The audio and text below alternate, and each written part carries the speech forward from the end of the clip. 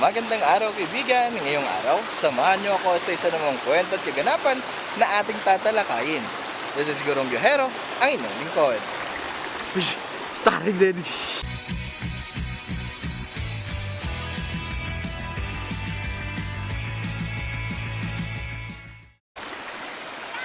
Dito ay pinili namin mag-spot dahil dito ay napaka gaan. No, sa kabila ng init ng panahon, mas pinili namin dumayo dito kaysa mag-beach since ito'y bukirin. Asimoy ng hangin na dumadampi sa amin ay yan yung gusto naming maramdaman pang araw-araw.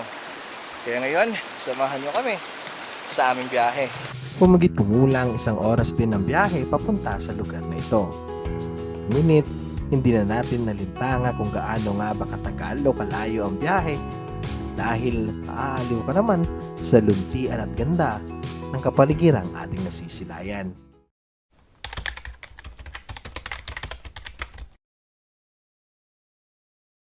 Right here, nandito tayo ngayon. Tignan nyo naman yung gaan tubig dito sa amin. Resort here at Patag or Lantawan dito sa Silay City, but pumunta dito sa mas unahan since maraming tao doon sa ganong resort. Kaya dito maganda na nakita.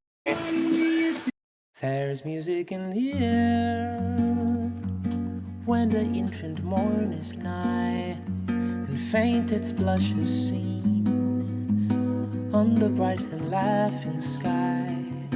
Many a harpsichord sound with its thrill of joy profound, while we listen enchanted there to the music in the air.